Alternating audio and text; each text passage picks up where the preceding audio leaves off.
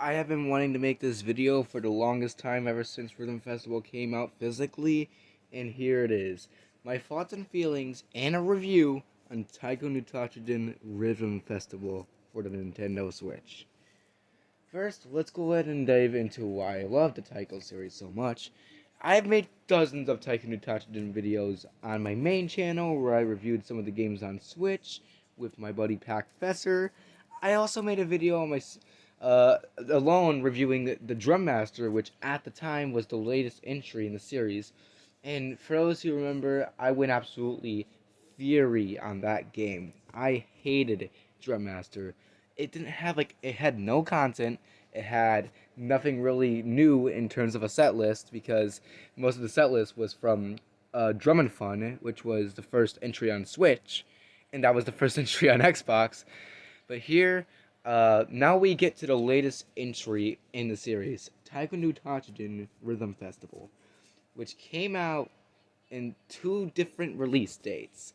Before we dive into the release dates of the game, the announcement of this game was in the February Nintendo Direct, and yeah, from what it looked like, it was looking like to be probably the best Taiko game yet, with a story mode that they were calling it, a story mode, Taiko mode, a total of 70 songs, as well as online coming back as party games. But now, let's dive into the reason why this game didn't live up to my expectations. First of all, let's discuss release dates. You might assume that the physical and digital version of the game released the same day. No, the digital version released on September 23rd, 2022, while the physical version of the game released on October 7th, 2022. The reason for this about 2-week delay was because Bandai Namco didn't have enough physical things to make at the time, which is understandable. I mean, if you're low on stock, why would you only, you think they would learn their lesson after repack, which I assume they did. And if you're wondering what version of Rhythm Festival I ended up buying, it was the physical version, because I wanted to wait. Plus, I had just bought Splatoon 3 around the time of Rhythm Festival's release, and I wanted to wait a couple weeks to have the money to buy the physical version. It made more sense. Now that I've played Rhythm Festival, let's just say it didn't really live up to my expectations. Upon dozens and dozens of these things getting revealed, Rhythm Festival is looking like to be the best Taiko game yet, with previous discussed things. But the main drawback of any of this is that the set list in Rhythm Festival, at least the base game set list, isn't that great. There are some good ones, like Super Mario Bros., the Windmill Song, Legend of Zelda theme. Those are some pretty good new ones. Megalovania also makes a return as well, with a secret version for Extreme. As well as some good Namco in originals. Donner for Every Day has got to be one of my favorite Taiko songs I think I've ever played in a long time. Favorite Sounds of Taiko also makes a return. What was originally DLC as Drum and Fun is now a base game song in Rhythm Festival, which is great. But sadly, that's where all of the pros end with the base game set lists. That's really all I could say for the best songs in the base game set list. Now, if you paid attention to that February Direct trailer and later trailers of Rhythm Festival, you would realize something that they did. They made a subscription service for Taiko no Tatsujin that includes 500 songs at launch. Now, you might assuming 500 songs, that's a lot of songs. There's no way they could be missing a lot of songs from the previous games. However, here's the thing. They should have renamed it from Taiko Music Pass to Namco Original Pass, because nearly every single song on the Music Pass is Namco Original, which I don't have a problem with Namco Originals. In fact, I quite like Namco Originals. In fact, they're probably some of my favorite things of the Taiko set list. But having nearly 300 of the base game nearly having 300 of the Music Pass songs is on the Namco Originals. You really think that that's gonna how you do it?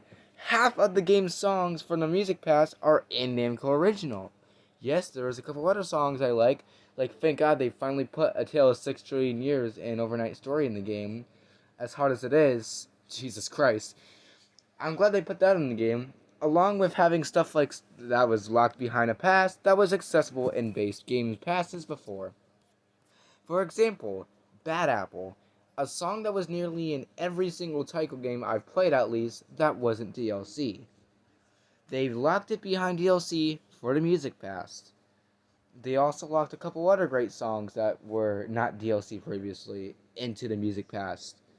One of my favorite songs from Rhythmic Adventure 1 was Time Space Adventure, which was, I believe, the theme of Rhythmic Adventure 1. And that's locked behind the pass, which is pretty disappointing. As well as, while I just talked about A Tale of 6 Trillion Years and Overnight Story being in the game, that was also a base game type of thing from Rhythmic Adventure 1 set list. Another Rhythmic Adventure 1 song I like that is only locked behind the pass, that I cannot pronounce, was a song that you hear when you encounter the 3 dog heads in Rhythmic Adventure 1. And that song is an absolute bop. Why it's locked behind the Music Pass is beyond me. Now, what Bandai Namco did for people who previously owned Drum & Fun, and apparently not people who previously owned Rhythmic Adventure, was for people who owned Taiko no Tatsujin Drum & Fun, they made it so you would get a gold Danchan, a nameplate type of thing, and a bonus song, which was the main theme of Drum & Fun. Furi Furi Nori Nori, which was the main theme of Drum & Fun, that you now can only play if you bought Drum & Fun. Now, albeit most people who are buying Rhythm Festival are probably coming off of Drum & Fun, but still, like, what if people are new to the Taiko series and didn't buy Drum & Fun? That's kind of a dick move. Another thing, I'm surprised you didn't add anything for Rhythmic Adventure. You could have added some buddies, like maybe have some of the buddies from Rhythmic Adventure 1 as things. Maybe have, instead of locking the main theme behind the Music Pass, you could have made that a song that you got. But no, we're just going to lock everything that was good previously behind the Music Pass. Surely the price is good, right? I will admit the price for the Music Pass is pretty cheap. You can only switch between 30 and 90 days. 30 being $4 and 90 being $10. That isn't bad at all. But then you realize that, once again, if you really want to have fun with Rhythm Festival, you're going to have to buy the pass. The base game set list isn't really much to come off of, and that's just kind of sad. Some of my favorite songs in previous Taiko games are now locked behind a Music Pass. Albeit, seeing stuff like Oka Ranman and Choco Chiptune also being in the game is badass, considering that those songs were only previously in Drum Master at the time, and those songs were pretty much the only reason why I even came back to Drum Master. But now, I have absolutely no reason to return to Drum Master again. Now we main into the other modes. What I just covered was the beat of the game. Taiko mode, which has, the usual Taiko no Tatsujin stuff. I'm not going to explain how the game works because, well, I've already just explained how the game works in previous videos. It's your usual bread and butter Taiko game. But then there's other stuff. Party games. Now, you're probably thinking, party games? You mean the Drum & Fun party games? The ones that were very Rhythm Heaven-like and were actually a ton of fun? No, there's only one party game, and it is Great Drum Toy War. Now, this is completely different. There's 2 songs in different lists. You then arrange a thing of toys, and then whoever wins the most in terms of toy points wins the game. There's only 2 songs, though, and whoever wins the 2 songs wins the entire thing. Great Drum Toy War is a lot of fun, and it's a pretty fun mode, but it's basically just a reskinned version of Donkatsu Fight from Drum & Fun. Another mode that they added, which was one of the most biggest selling points of Rhythm Festival, was the Danchan Band, allowing 4-player support for the first time in the Taiko series. And at first you assume Danchan Band is a same thing, right? You're able to play every single song in the base game setlist with the Danchan Band. Wrong. There are only a total of 5 songs you could play with the Danchan Band. It's kind of lame. They were marketing this thing a whole bunch and only have 5 songs in the Danchan Band. And no, the Music Pass doesn't expand the count either. That's basically it. But wait a minute. There's one more thing. Online. So, they somehow managed to fuck up the online even more worse than they did in Drum Master. The whole your rank depends on difficulty stays from Drum Master, which again I think is bullshit. But then it comes to playing with your friends. They made it the most difficult way to play with your friends. Creating a room is still a thing, but then what the most annoying thing is they somehow fucked up being able to play with friends as well. Drum Fun was very simple. You created a room, you entered the password, someone joined, and you were able to play whatever song on that person's game set list. Rhythm Festival does it way more differently.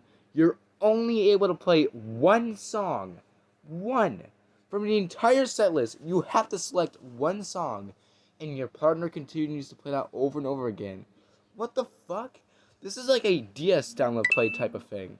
That's kind of crazy to think that. Compared to like how good Drum and Fun's multiplayer was too, how did they mess this up? Drum Master even had better online play with friends. That game just randomized songs with friends. But this game, you only pick one song and you play it for the rest of the online session. The only way to do this now is that if you want to play a different song, back out of the room, create another one, and choose another song. Why is it like this? Can it not just be like in Drum and Fun? Overall, Rhythm Festival, while it is not, well, it doesn't compare to the greatness of Rhythmic Adventure. And hell, I would say it's even worse than Drum and Fun. If we're going by non-Music Pass standards, it's really not much. But then there's the whole story mode thing they advertised. When they advertised the story mode type of thing, I was like, are we gonna get a Rhythmic Adventure free here? No. So, remember the Don coins from Drum Master? Yeah, they returned in this game, and once again can be used to purchase costumes. They removed the ability to purchase songs. But those coins also go towards this level system, where eventually, if I'm getting enough of this thing, you unlock a specific part, sort of like how a tier is in Fortnite. And then you unlock a chapter, and that's it. Sometimes you play a specific song, but that's it. There's one chapter you unlock. It's not like the RPG games. Damn. So let's say like Rhythmic Adventure that had a whole story mode in RPG. I wasn't expecting that, but damn, did they fuck this up terribly. Although I will say though, now we go to the final thing, the final verdict of Rhythm Festival. From what I've said so far, you might be assuming, oh no, Rhythm Festival is the worst game yet. No, it is not the worst game in the series. That still goes to Drum Master. It doesn't have a reused set list like Drum and Fun does, has some good songs, and the music pass isn't too bad, and it's not too pricey either. I would say, if you're waiting for Rhythm Festival, wait for a sale. Just like the previous two games. Just wait for a sale to buy the game. Because spending $50 for that is insane. Again, I mean, it's not as much as a waste of $50 compared to Drum Master. But in my opinion, if I had to rank every single Taiko title, I would say Rhythmic Adventure goes in first, Drum and Fun being second, Rhythm Festival being third, and finally Drum Master being last. That concludes every single Taiko game I've played. And I haven't really gotten into Rhythmic Adventure 2, fortunately.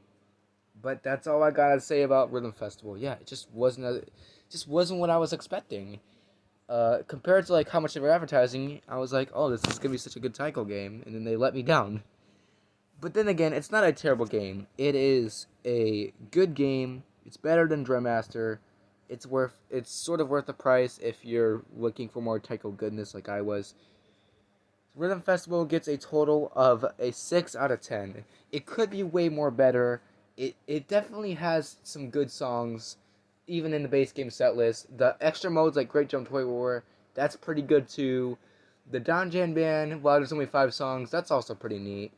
But then, the strengths of having to have the music pass and the online mode being a huge step down from Drum and Fun is what carries Rhythm Festival down to a 6 for me. Those two things right there is what signals Rhythm Festival's biggess weakness. Having terrible online and also having the ability to, if you really want to fully experience the Taiko-ness, you have to have the music pass. So, yeah, while Rhythm Festival seems like a terrible game, it is not. It is a good Taiko game, 10 times better than what Drum Master had. Hey, at least it has modes. Drum Master didn't even have that. And of course, the customization option from Drum Master also exists. Overall, that's all I gotta say about Rhythm Festival. That's just my thoughts on the game. It could be way more better, and who knows, they may we'll see how this game holds up, because they seem to be adding new songs each month. So yeah, that's all I gotta say for Rhythm Festival, and I'll see you guys in the next one. Take care. I know what you're all trying to say. Is Taiko no Tatsujin Rhythm Festival the best game in the series? No.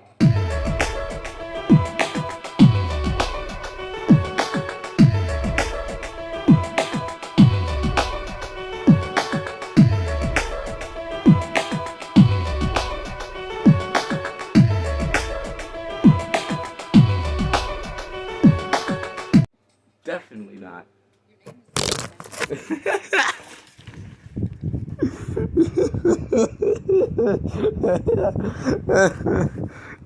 What the fuck?